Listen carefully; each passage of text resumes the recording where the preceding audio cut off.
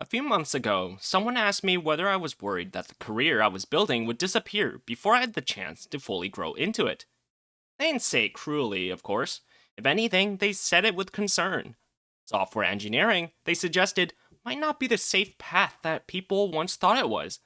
AI could write code now. Companies were laying people off. CEOs every day were talking about efficiency.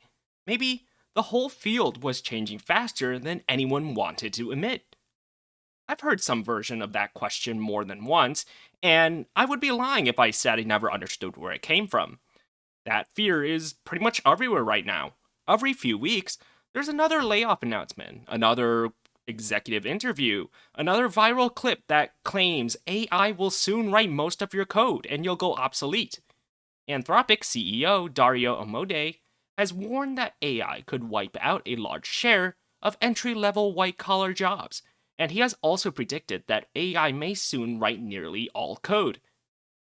Other companies have been more direct about tying cuts to AI, with firms like Snap, Coinbase, and Wix among those reportedly pointing to AI related efficiencies during workforce reductions, aka layoffs.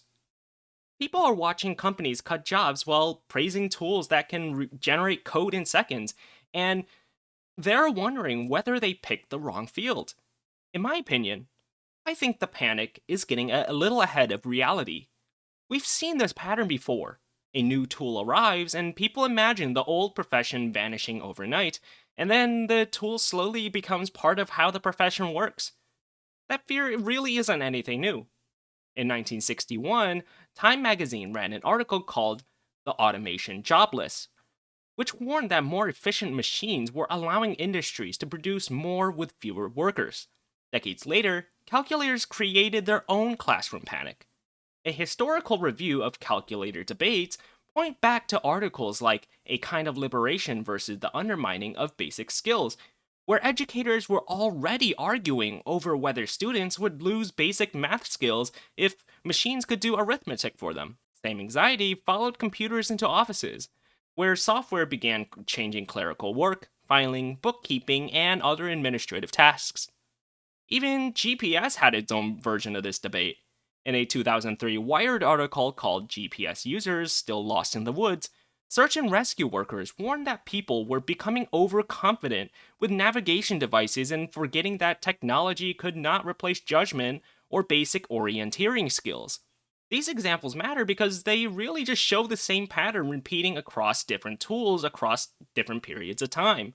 A technology gets good at one part of the work, and people assume the whole profession is next, and then the workplace slowly reorganizes around that tool. Sure, some jobs shrink, some tasks disappear, some skills become less valuable on their own. But we see time and time again that broader professions usually don't vanish.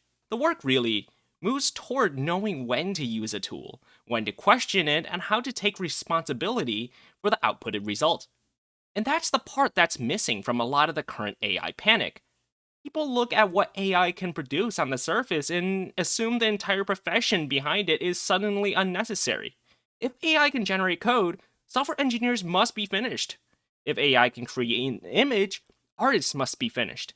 If AI can write a paragraph, then that must mean writers must be finished as well. But most professions are not valuable only because of the final output people see. They're valuable because of the judgment, the taste, the experience, the context, and the responsibility that exists behind that output.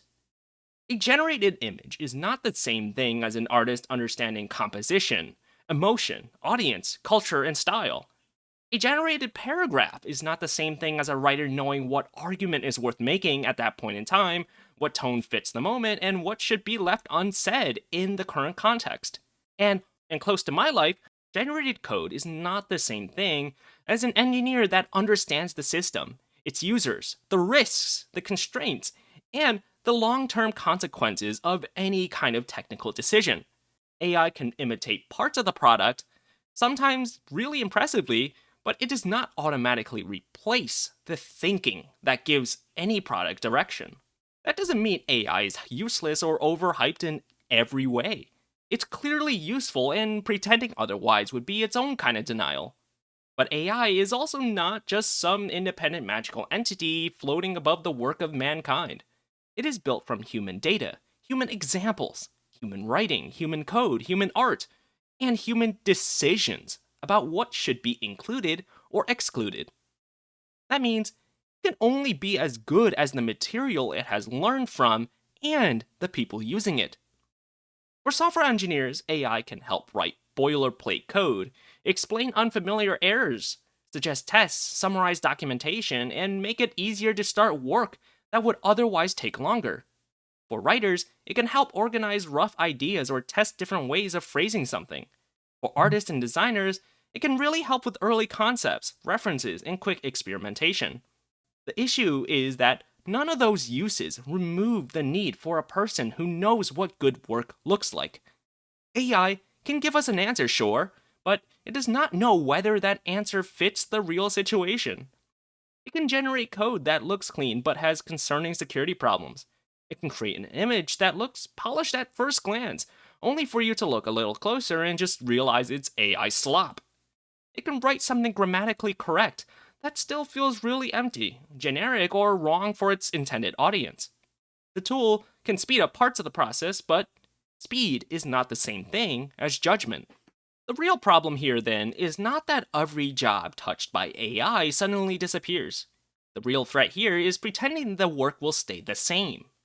Some jobs really do fade when a better tool comes along, and there really just isn't any point pretending otherwise. There are tasks people used to spend entire days doing that now feel absurd to do by hand. We don't need rooms full of people retyping documents or sorting paper records or manually checking routine calculations or doing the kind of repetitive office work that software can handle without getting tired. In that sense, technology does replace some work, and sometimes that's a good thing. A society should not be built around preserving tedious tasks just because they used to employ people. Most people are not only their tasks, and that's where the AI conversation today gets rather lazy. It takes one piece of a job, shows that a machine can do it faster, and then acts like the whole person has been replaced. What usually happens is messier than that. The person who used to make something from scratch may become the person who directs, filters, edits, approves, or gives taste to what the tool produces. The same kind of shift will happen across a lot of fields. People will spend less time proving they can do the mechanical part and more time proving they can make the good decisions with better tools in front of them. That transition will come with growing pains. Some companies will cut too aggressively, some entry level jobs may become harder to find for a while. Some people will have to relearn parts of their work, and some roles will be renamed, merged, or reshaped around AI. None of that should be dismissed because layoffs are not theoretical to the people going through them. At the same time, it's really easy to latch onto the loudest examples, whether it's Fortune reporting, Microsoft AI chief Mustafa Suleiman's prediction that much of white collar computer work could be automated within 12 to 18 months, or a Financial Times letter from a software engineer arguing that the creative parts of coding are being replaced by checking AI generated output. Those examples capture real anxiety from real people, but they don't always capture the full direction of a profession. Even Suleiman later clarified the difference between automating pieces of a job and replacing the entire job. In the long run, I don't think that this means that entire professions are doomed as cynics would have you believe. It means the market is going through an awkward adjustment period. Once the panic fades and the AI hype train cools down, the people who understand both their craft and the tools around it will still have a place.